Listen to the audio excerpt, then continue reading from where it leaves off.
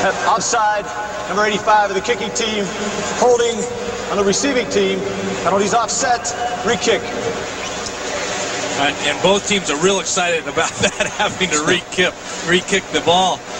The offsides, again, that's really an inexcusable mistake. You can pardon the illegal block a little bit more, but being offsides on a kickoff, that's just plain stupid.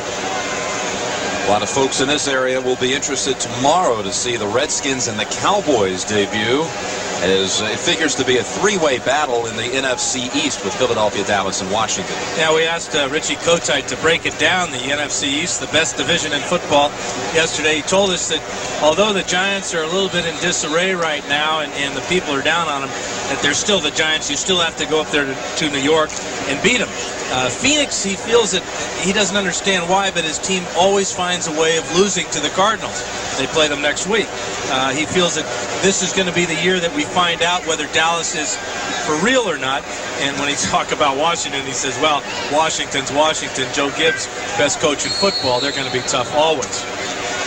My hunch is that the Giants are in for a long year. I just don't see the players playing for Ray Handlake. Well, they certainly didn't play for him last year as they went 8-8. On the re-kick, this time it's Hilliard from the 10. Some punishing blows in there as he gets out to the 28. 17 yards on the return. That's good.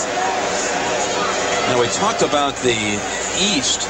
The West last year finished this way with New Orleans 11-5, winning its first ever divisional title in the 25th anniversary season for the Saints, followed by Atlanta, the team that knocked them out of the playoffs, and the 49ers, who did not get in, even though they finished so strong. 49ers are going to be back in a big way. That defense of theirs, the most underrated in football. Brenner on a wing to the right. On Dunbar. And the rookie has really struggled to see any daylight at all today. That's now 10 carries for Dunbar for 20 yards. There's no gain. Call it no gain on that play. Word on Vince Buck is that he has sprained a knee, and it's doubtful he'll return today. And more bad news for the Saints as Hobie Brenner goes off the field. Appears to be holding his shoulder. And remember, the tight end position for the Saints is precarious at best. Now with Brenner out, Tommy Stowers comes in. Stowers lined up on the right side. Martin in a slot to the right.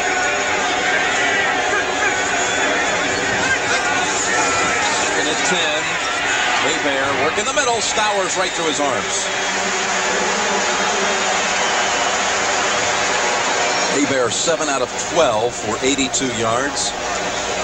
Yeah, Stowers comes in. Hebert throws him a ball just a little bit behind him, and it's tough for Stowers to get his body turned to make that catch.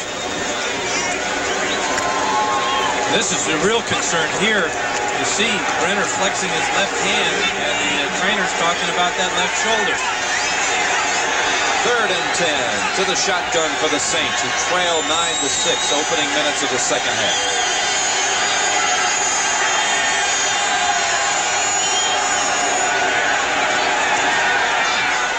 Long pass from Carroll, and intercepted by Andre Waters. The ball was deflected by Jenkins.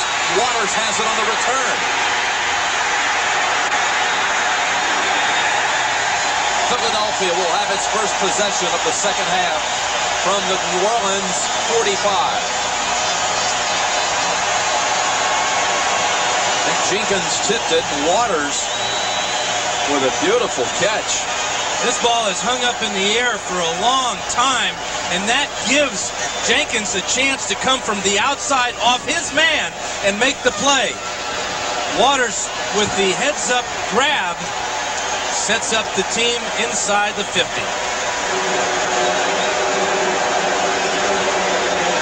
Andre Waters with the interception, the Saints' first turnover, and the Eagles will start from the 45 of New Orleans with a 9-6 lead.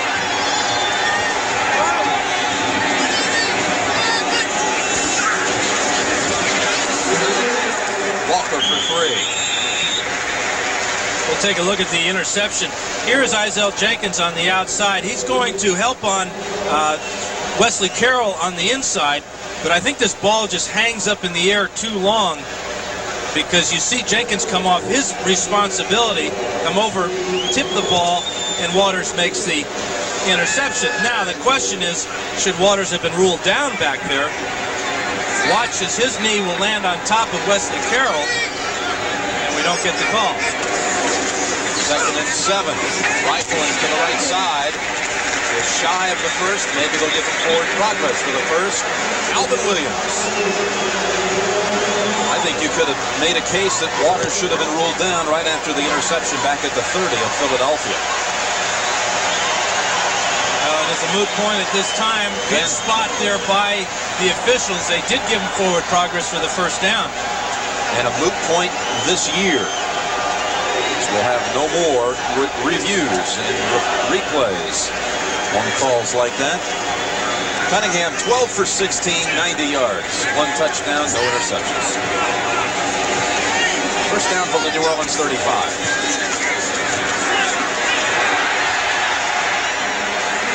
Sliding for 5, Randall.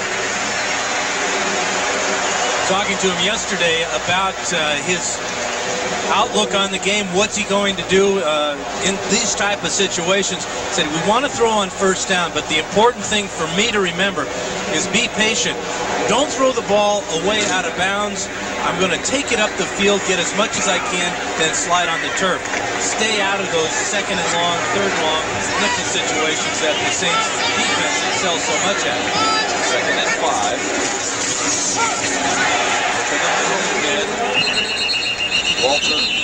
Walker bangs inside for 4. Sam Mills on the hit. One of the interesting things that Cunningham told us yesterday about being out for that entire year last year is he realized watching McMahon get beat up and the other quarterbacks, Gable, Kemp, Pat Ryan, all of them in there, realized just what a dangerous game this game in the National Football League really is. He didn't know it before? He's got a lot better idea. He'd never been hurt before until that tragic injury last year. 3rd and 1. Walker gets the yard and more. Inside the 15 and down to the 12. Shad and Alexander opened it up for a 14-yard run.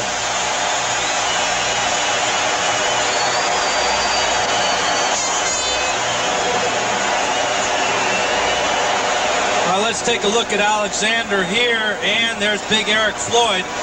Don't even have to look at his number to tell that's who he is there, number 61. But Shad does a nice athletic job of getting around the block and getting on Mills, and Walker into the secondary for the first down. 10 minutes to go, 3rd quarter. Philadelphia 9, New Orleans 6.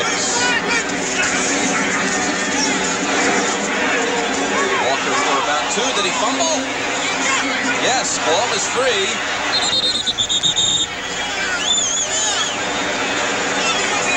They're digging and scratching right now. Saints football.